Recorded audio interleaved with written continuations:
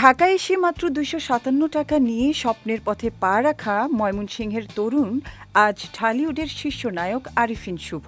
২ দশক আগে হৃদয়ে অভিনয়ের আগুন নিয়ে ট্রেনে চেপে ঢাকায় আসা শুভর জীবন এখন অনুপ্রেরণার প্রতীক।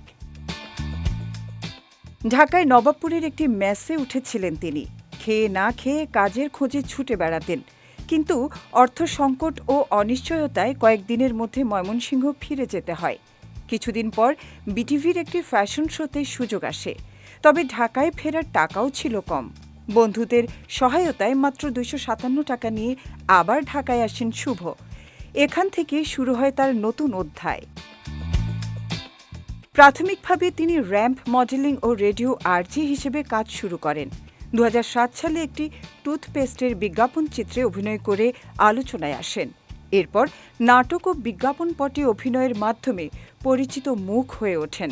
ক্যারিয়ার শুরুর আগে প্রোডাকশন ইউনিটে সহকারী পরিচালক হিসেবে কাজ করেছেন। ২০১০ সালে জাগো চলচ্চিত্রে বড় পর্দায় অভিষেক ঘটে। এরপর ছায়াছবি, পূর্ণদৈর্ঘ্য প্রেম কাহিনী, ঢাকা অ্যাটাক, নূর সহ একের পর এক সিনেমায় অভিনয় করে নিজেকে ঢালিউডের প্রথম সারির নায়ক হিসেবে প্রতিষ্ঠিত করেন। ২০১৭ সালে ঢাকা অ্যাটাক সিনেমার জন্য জাতীয় চলচ্চিত্র পুরস্কারের সেরা অভিনেতার সম্মান পান।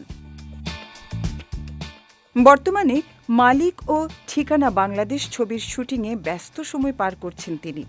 ২৫৭ টাকা নিয়ে ঢাকায় আসা সেই তরুণ প্রমাণ করেছেন, স্বপ্ন, অধ্যাবসায় ও আত্মবিশ্বাসের মিশ্রণে যে কোনো লক্ষ্য অর্জন সম্ভব। আরিফিন শুভর গল্প নতুন প্রজন্মের জন্য অনুপ্রেরণার নাম।